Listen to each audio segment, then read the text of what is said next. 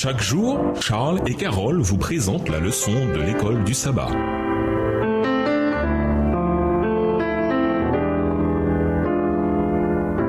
Bienvenue dans votre émission. Dieu nous parle. Nous voilà à la leçon de mardi. Mari et femme.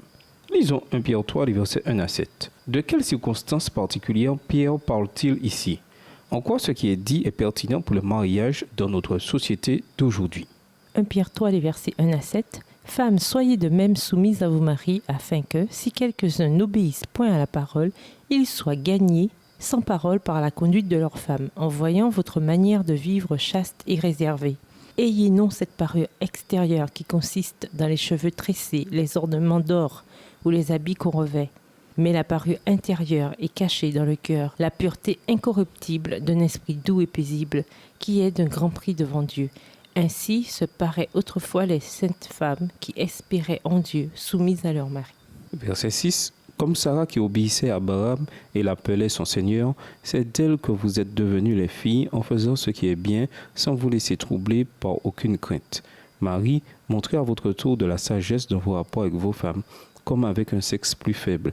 Honorez-les, comme devant aussi hériter avec vous de la grâce de la vie, qu'il en soit ainsi, afin que rien ne vienne faire obstacle à vos prières. Un indice important dans le texte permet au lecteur attentif de comprendre la question que Pierre traite dans 1 Pierre 3, les versets 1 à 7. Au chapitre 3, verset 1, Pierre dit qu'il parle des maris qui refusent d'obéir à la parole. Autrement dit, Pierre parle de ce qui doit arriver lorsqu'une épouse chrétienne est mariée à un homme qui n'est pas chrétien, même si le nombre de ceux qui ne croient pas est faible. Une chrétienne devra affronter beaucoup de difficultés si elle est mariée avec un homme qui ne partage pas sa foi. Que doit-il se passer dans ce cas? Doit-elle se séparer de son mari?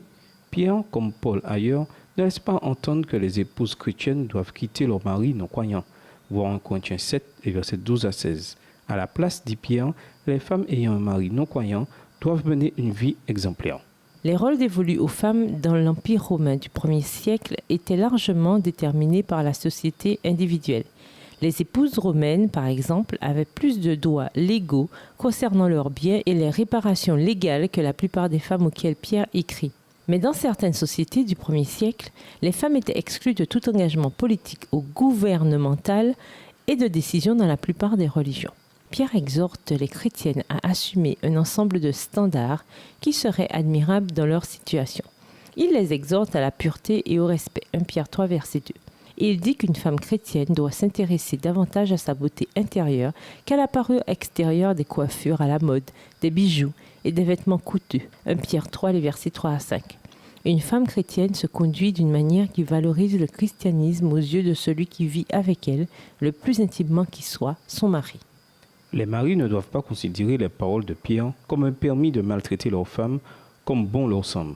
Comme il le souligne, les maris doivent faire preuve de considération envers leur épouse. 1 Pierre 3, verset 7.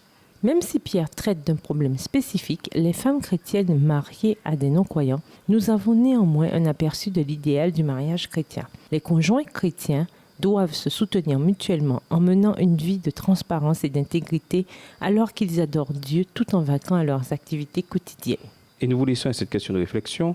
Comment pouvons-nous vivre dans la tension qu'entraîne le fait de rester fidèles à nos croyances et à nos valeurs tout en respectant et honorant les représentants de l'autorité dont les valeurs peuvent extrêmement différer des nôtres? Au revoir. Et à demain si Dieu veut.